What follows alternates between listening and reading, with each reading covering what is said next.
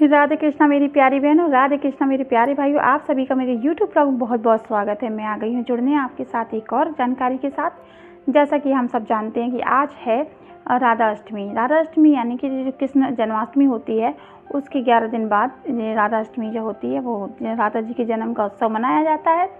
तो इस दिन आप लोगों को बता दें कि आज के 11 सितंबर 2024 को राधा अष्टमी का दिन उत्सव है। इसमें जन्मोत्सव, राधा जी का जन्मोत्सव की कथा बताई जाती है, सुनाई जाती है। राधा जी की पूजा आदि करने के बाद राधा जी को कढ़ी और जो अरबी की सब्जी होती है वो बहुत ज़्यादा प्रिय होती है, उसका भोग लगाना चाहिए। और इसके बाद हमें नीले वस्त्र धारण करके उनकी पूजा करनी चाहिए, क्योंकि राधा रानी को नीले रंग बहुत ज़्यादा पसंद है। हमें नीले वस्त्र धारण करके उनकी पूजा आदि करनी चाहिए, व्रत रहना चाहिए। और जिस तरह से जन्माष्टमी का व्रत रहते हैं, रात में राधा रानी का जन्म उत्सव करने के बाद और चंदन आदि लगाने के बाद 12 बजे के बाद ही इनका भी जन्म होता है, पूजा आदि ऐसी करी जाती है। और राधा अष्टमी की पूजा करने के बाद कथा सुनी जाती। तो आइए मेरी प्यारी बहनों, इसकी कथा मैं आपके सामने लाई हूँ। आज के दिन इस कथा को सुनने से हमारे घर में जो आर्थिक तंगी चली आ रही है उसका नाश होता है, वो मिटती है। धन लक्ष्मी जी हमारे घर में आती हैं और हमारे जो संकट हैं, काफ़ी दिनों से चले आ रहे जो संकट हैं वो टल जाते हैं। तो मेरी प्यारी बहनों, सिर्फ कथा सुनने से ही व्रत जितना फल हमें प्राप्त होता है। तो मेरी प्यारी बहनों, कथा आप ज़रूर सुनिएगा। तो करते हैं शुरू इस कथा को। तो बोलिए श्री राधा रानी महारानी की जय, रानी की जय। तो बात एक समय की है। एक बार जो बरसाने के राजा बृषभान और उनकी पत्नी केतकी राज्य करते थे, तो उनकी कोई संतान नहीं थी। काफ़ी वर्षों तक तपस्या करने के बाद, व्रत आदि करने के बाद भी उनकी कोई संतान नहीं थी। तो उन्होंने हार मान ली थी कि अब उनके कोई संतान नहीं है तो ऐसे जीवन व्यतीत करेंगे। तो इस तरह से जी उनका जीवन चल रहा था। तो एक बार जो बृषभान राजा होते हैं वो नदी के किनारे भ्रमण करते हुए जा रहे होते हैं।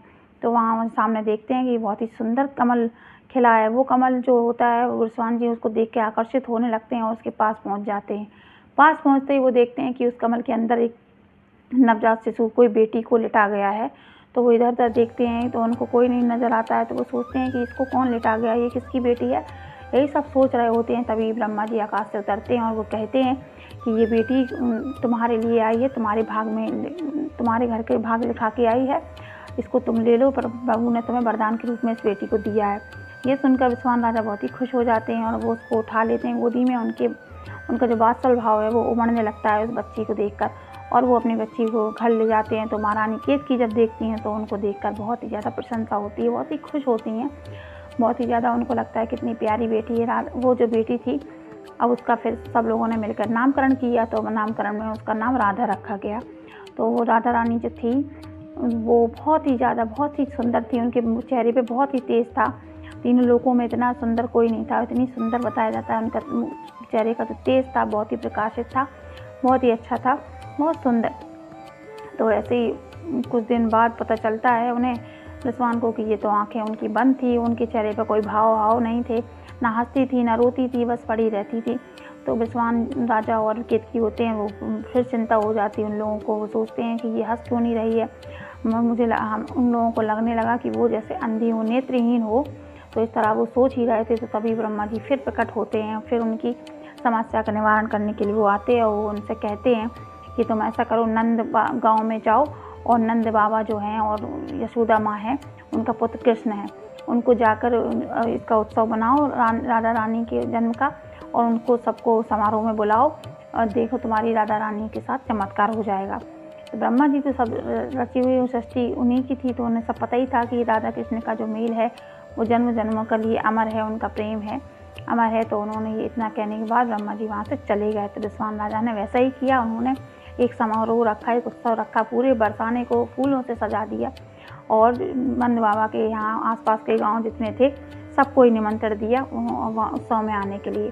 तो जैसे ही सब लोग आते हैं बरसाने की, वो देखते हैं सुंदरता देख के सब लोग मोहित हो जाते हैं। और नंद बाबा यशोदा माँ भी उस उत्सव में कृष्ण भगवान के साथ पहुँचते हैं। कृष्णा तब ज़्यादा बड़े नहीं थे, नन्हे पैरों से चल पाते थे। नंद बाबा और यशोदा अपने लग जाते हैं बातें करने में, लोगों से मिलने में, और खो जाते हैं वहाँ के माहौल को देखकर। तो उनका कृष्ण भगवान जो है माँ यशोदा की गोदी से उतर कर जहाँ राधा रानी का पालना होता है वहीं पर जाकर टुकुर वहाँ पहुँच जाते हैं।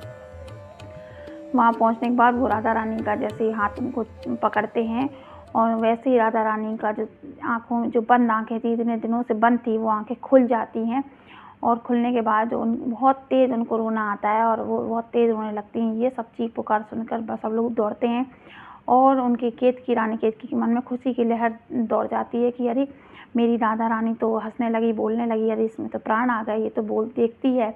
और इस तरह से उनका जो दुख था, उनका जो संकट था, ब्रह्मा जी ने खुद आकर उसका निवारण किया था और उनका दुख संकट यहीं दूर हो जाता है। राधा रानी फिर से खिलखिलाने लगती हैं। बहुत ही सुंदर रचना रची जाती है और इसी के साथ ये उत्सव तभी उसी दिन से लेकर आज तक राधा अष्टमी का ये उत्सव मनाया जाता है। आप लोगों को बता दें, राधा जी के जन्म के समय इस उत्सव को बड़े हर्षोल्लास से मनाया गया था। लोग व्रत आदि करते हैं और राधा रानी की स्मरण करते हैं, रात के 12 बजे जन्म करते हैं, पूजा करते हैं। और इसी के साथ आगे चल के राधा रानी ने कृष्ण भगवान के साथ रास रचाई थी और उनके जीवन के ज़्यादा समय में उन्होंने एक अपना अलग ही स्थान बनाया था। इस तरह राधा और जो कृष्ण का प्रेम है वो सदा सदा के लिए आज भी अमर है। आज भी हम लोगों को उनकी राधा और कृष्ण की प्रेम कहानी सुनते हैं। इसी तरह से अगर जन्माष्टमी के जो लोग व्रत रहते हैं तो वो राधा अष्टमी का व्रत जरूर रखें, वरना जन्माष्टमी का व्रत अधूरा माना जाता है। तो इसी के साथ मेरी प्यारी बहनों, ये छोटी सी कथा आपको कैसी लगी बताइएगा, कमेंट करिएगा। और राधा रानी और कृष्ण भगवान के प्रेम के लिए हम लोग भी दुआ करेंगे, उनका प्रेम हमेशा सदा सदा के लिए अमर रहे। जैसा ही प्रेम उनको बीच में रहा है, वैसे हम पति पत्नी और हम लोगों के बीच में भी, एक दूसरे के बीच में भी एक दूसरे के लिए प्रेम रहे, सद्भावना रहे। बस यही कामना करते हैं। मेरी प्यारी बहनों, वीडियो अच्छा लगा हो तो, कथा अगर पसंद आई हो तो वीडियो को लाइक करें, चैनल को सब्सक्राइब करें। ऐसी कथाएं आपके साथ लाते रहेंगे, ऐसे ही रहस्य आपको बताते रहेंगे।